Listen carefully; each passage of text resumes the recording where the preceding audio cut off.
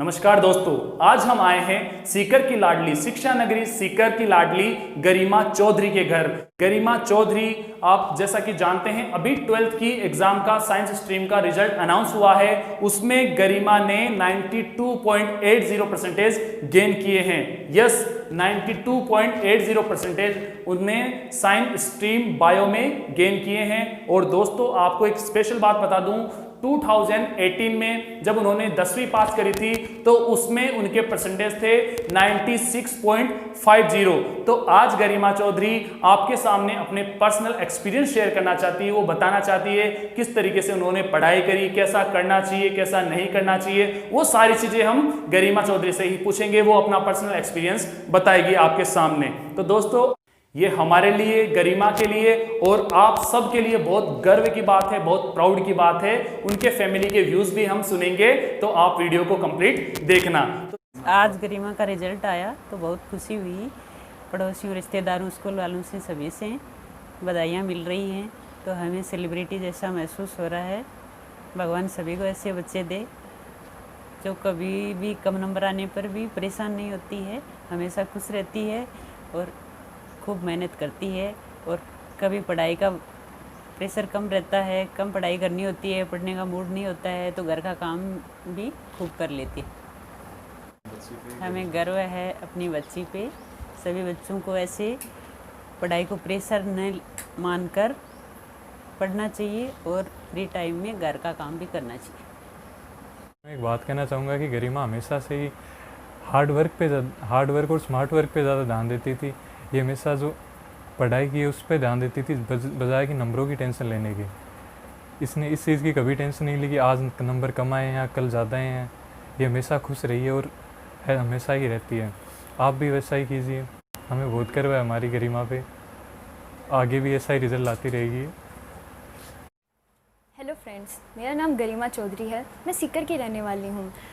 2018 year में मैंने 10th class pass out की थी Saint Paul senior secondary school by 96.5% और रिसेंटली ही मैंने अपनी 12th की एग्ज़ाम पास आउट की है बायो स्ट्रीम से बाई 92.8%। मैं आज आपके साथ अपनी सफलता का राज शेयर करना चाहती हूँ। मैं सबसे पहले अपनी सफलता का श्रेय अपने पेरेंट्स और टीचर्स को देना चाहती हूँ, जिन्हें समय समय पर मेरा मार्गदर्शन किया है। मैं अपने पेरेंट्स और टीचर्स के गाइडेंस के साथ साथ अपनी कुछ पर्सनल व्यूज़ भी आपके साथ शेयर करना चाहती हूँ। लाइफ में बढ़ने के लिए सबसे पहले आपको अपना गोल डिसाइड करना चाहिए, क्योंकि जैसे आप अपना गोल डिसाइड करते हैं उसी के साथ आप मेंटली प्रिपेयर हो जाते हैं और आपका वर्क भी उसी के अकॉर्डिंग बढ़ता चला जाता है। जब आपका गोल डिसाइड होएगा तो आपके जो एफ़र्ट्स हैं उसी गोल के गोल को अचीव करने की मोटिवेशन में आपके एफ़र्ट्स जो हैं वो अपने आप बढ़ते चले जाते हैं। जैसे मेरा डॉक्टर बनने का है तो मुझे बायो में शुरू से इंटरेस्ट था। उस गोल के अकॉर्डिंग ही हमें प्लानिंग करनी चाहिए। जब भी किसी भी वर्क को स्टार्ट करने की सोचते हैं तो हम टाइम मैनेजमेंट के बारे में सोचते हैं।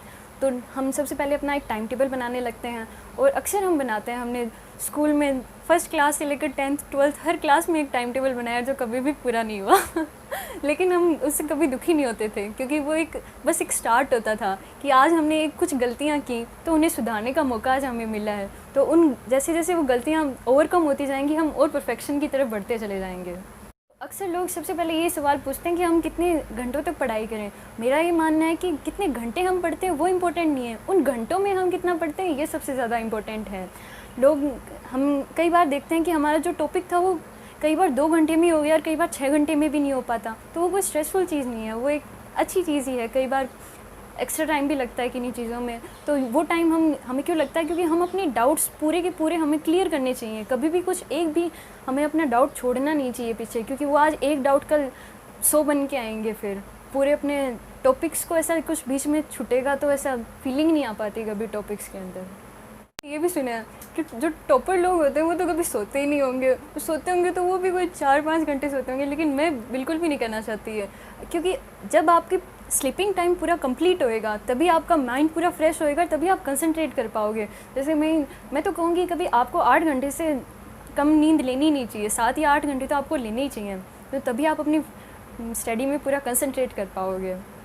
टाइम मैनेजमेंट के बाद में हम ये सोचेंगे कि हम पढ़ तो लेते हैं पर रिवीजन कैसे करें। तो रिवीजन से सबसे पहले आपको पढ़ने के टाइम पे आपको ये बात सोचनी चाहिए कि लोग सोचते हैं कि हम लास्ट में जाके रिवीजन करेंगे तब टाइम नहीं मिल पाएगा। तो लोग तो कई बार क्या करते हैं, आपने जो भी पढ़ा तो आपने उसके नोट्स बना के किसी अलग ही पन्ने में रख दिए और वो पन्ना ही खो जाता है या वो किताबें ही खो जाती हैं, कभी मिलती नहीं है। तो मेरा जो सबसे बेस्ट आइडिया होता है वो होता है जो आपका NCERT जैसे ले लेते हैं अपन, NCERT का जो पेज होता है ना उसमें बहुत सारी स्पेस साइड में पड़ी रहती है और जो इम्पोर्टेंट लाइनें हैं आप बहुत कम होती हैं, बाकी तो सब वर्ड प्रीपोजिशन वगैरह होते हैं। तो आप उन जो इम्पोर्टेंट वर्ड्स हैं उनको आप साइड में लिखिए, अपने शॉर्ट नोट्स जो है आप अपने साइड में बनाइए ताकि आपको आपकी 2 बार पढ़ाई होगी। जब भी आप उस पेज को पढ़ोगे, पहली बार कब, जब आपने सब्जेक्टिव में पढ़ा, और दूसरी बात कब, जब आप एक ऑब्जेक्टिव के रूप में भी आप उसे तैयार कर सकते हैं और एक फास्ट वे के रूप में भी। जब आपके पास टाइम नहीं होएगा तब आप आराम से उनको देख सकते हैं। सबसे इम्पोर्टेंट तो ये होता है, कई बच्चों के ऐसे सोचते हैं कि हम तो आज जो हमने पढ़ लिया ना वो ज़िंदगी भर याद रह जाए बस, पर ऐसा तो हो नहीं सकता क्योंकि ये तो ह्यूमन नेचर है भूलने का। तो हम सबसे पहले अपन को रिवीजन एकदम से क्लैरिफाइड रखना चाहिए कि मैं से मम्मी को भी कई बार बोलती थी, मम्मी रिवीजन करने मतलब याद करने का फ़ायदा क्या है जब हमें वापस भूलना है। तो मम्मी कहती थी नहीं बेटा, जब आप एक बार याद करते हो ना तो आपको कुछ ऐड होता है दिमाग में, और जब आप दूसरी बार याद करोगे तब आपको हमेशा ज़रूर ये लगेगा कि नहीं ये हमने कुछ पढ़ा है। और तीसरी बार, चौथी बार, 5वीं बार, 10 बार, 20 बार, जितनी भी बार आप पढ़ते जाओगे आप में एक अलग ही परफेक्शन आता जाएगा और एक अलग ही कॉन्फिडेंस भी साथ में ऐड होएगा। सबसे बड़ी इंपॉर्टेंट बात ये होती है कि शुरू में तो बच्चे 5-6 कितनी भी बुक्स आप सोल्व कर लेते हैं, लेकिन बाद में जाके आप उतनी किताबें कभी सोल्व नहीं कर पाओगे। तो मैं तो यही कहना चाहती हूँ कि जब भी आप खूब सारी किताबें सोल्व करो, उनमें से क्वेश्चन सोल्व करो, तो सारे क्वेश्चंस बेनिफिशियल नहीं होते, उनमें से कुछ ही क्वेश्चंस ऐसे होते हैं जो कंसेप्चुअल होते हैं, जो अच्छे होते हैं, आप उनको निकाल के अपनी एक बुक में डालो ताकि जिसका रिविज़न आप लास्ट में कर पाओ, क्योंकि लास्ट में आप सिर्फ एक पढ़ पाओगे, सो नहीं। कई बार स्टूडेंट्स का ये भी डाउट होता है कि हमें पढ़ने का मन नहीं करता तो करें क्या। तो फिर मैं उनके लिए कहना चाहूँगी कि आप अपनी हॉबीज़ को टाइम दो। उस टाइम पे आप अपने कोई भी आपको इंडोर या आउटडोर जो गेम्स अच्छे लगते हैं वो आप खेल सकते हो, या फिर अपनी फैमिली को टाइम दो, उनसे बातें करो, वो भी आपको चिलअप करेंगी। कभी भी एग्ज़ाम का बर्डन मत लो। आप सीधा एग्ज़ाम को जब अपने आइडिया में लाते हो तो आप अपना सीधा ही अपना बड़ा सिलेबस देखते हो सीधा ही, तो आप उतना बड़ा सिलेबस शुरू से आप उसको इतना छोटा कर करके इतनी बार रिवाइज़ करो कि आपको कभी वो बड़ा लगे ही नहीं, ऐसा लगे कि हाँ वो तो मेरे टिप्स पे है पूरा का पूरा ही। जब ये परफेक्शन भी तभी आ पाएगा जब आपका रिवीजन बहुत अच्छा होएगा। वो रिवीजन, और सबसे इम्पोर्टेंट बात तो ये भी है कि आप प्रीवियस ईयर्स के पेपर सॉल्व करो, क्योंकि उनसे आपको ये आइडिया मिलेगा कि आप जो एग्ज़ाम देने चाह रहे हो कि उसमें फॉर्मेट आता कैसा है। फिर आप मान लो कि जैसे अपने जो बोर्ड एग्ज़ाम्स होते हैं उन्हीं में जो ब्लूप्रिंट आता है उसमें ये बताया जाता है कि कई चैप्टर्स के 1-1 नंबर के क्वेश्चन आएंगे, 2-2 नंबर के क्वेश्चन आते हैं, और हम कई बार उसमें लॉन्ग आंसर क्वेश्चन तक की भी तैयारी करने लग जाते हैं जिसका बाद में कोई व्यू नहीं निकलता। तो जब आप चैप्टर सबसे पहले पढ़ते हो तब तो आप पूरा एकदम से उसे डिटेल्ड एकदम से अच्छे से पढ़ो, लेकिन बाद में जब आप रिवीजन करने लगो तब आप ये भी ध्यान रखो कि उस चैप्टर का इंपॉर्टेंस कितना है और किस वे से उसके अंदर क्वेश्चन आएंगे, उन पर भी ध्यान दीजिए आप। लास्ट में मैं उन स्टूडेंट्स के लिए कुछ कहना चाहती हूँ जिनके कारणवश कुछ नंबर कम आ गए हों। तो आप अपने दिल में बर्डन मत रखो, because your marks doesn't matter but your hard work do. So do your best and leave the rest. बस आप अपने टारगेट को डिसाइड करो और बस लगे रहो एकदम मस्त रह के चिल करके। Thank you.